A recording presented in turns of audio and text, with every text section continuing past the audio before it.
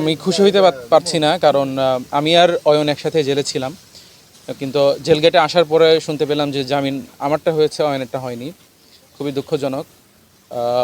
কালকে যখন আমরা বিকাল 5টা পেরিয়ে গেল এবং পেরিয়ে যাওয়ার পরও যখনও অয়নকে কোর্টে প্রডিউস করা হলো না, তখন এটা যেটা মুসা ভাই বলছিলেন যে আন্তর্জাতিক আইন পরিপন্থী, মানবাধিকার পরিপন্থী, সেটার বিপক্ষে আমি একটি সংবাদ সম্মেলনে ডাক দিই। এবং ডাক দেওয়ার পরে সেখান থেকে আমি সংবাদ সম্মেলন করতে গেলে সেখান থেকে পুলিশ আমাকে অ্যারেস্ট করে। এবং যেটি মুসা ভাই যথার্থই বলেছেন যে আমাদেরকে, ইভেন আমাকেও, মানে অয়নের ব্যাপারটা তো কমপ্লিটলি, এটা তো আপনারা জানেন, আমাকেও এমনভাবে করছেন। আমাদের আইনজীবী ছিলেন ইসমাইল ভাই, ওনাকে সময় দেওয়া হয়নি। আমাকে যখন এখানে আনা হয়েছে তখন উনি বেল পিটিশনের জন্য আবেদন করার জন্য বলে গেছেন, কিন্তু আমি যখন জিজ্ঞেস করছি আমার আইনজীবী আসার কথা, বলছেন আপনার কোনো আইনজীবী আসে নাই। সো কমপ্লিটলি মিথ্যা তথ্য আমাকে দেওয়া হয়েছে এবং তারপরে আমাকে জেলে নিয়ে যাওয়া হয়েছে।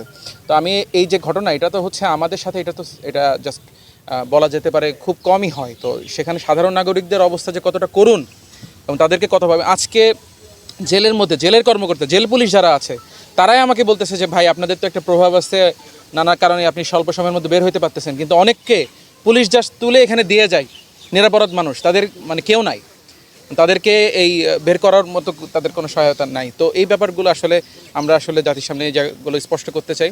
তো আমাকে শারীরিকভাবে লাঞ্ছনা করা হয়নি, তবে যখন আমাকে অ্যারেস্ট করা হয় তখন আমার সাথে অবমাননাকর আচরণ পুলিশ করেছে।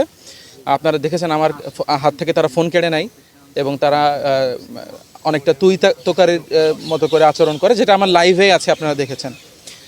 এবং লাইভটা শেষ হওয়ার পরেও কিছুটা আমাকে যখন পুলিশের গাড়িতে তুলে দেওয়া হয়, আমাকে পিছন থেকে অনেকটা মানে অবমাননাকরভাবেই পেছন থেকে ধাক্কা দিয়ে যে ওঠ গাড়িতে ওঠ, এই টাইপের একটা ব্যবস্থা। আমি তো উঠতেছি, আমি তো কমপ্লিটলি তাদের সাথে কোঅপারেট করতেছিলাম, স্টিল কোঅপারেট করার পরেও যে এক প্রকার ফোর্স বিহেভিয়ার আমার সাথে করা হয়েছে। সো এটা অবশ্যই নিন্দাযোগ্য।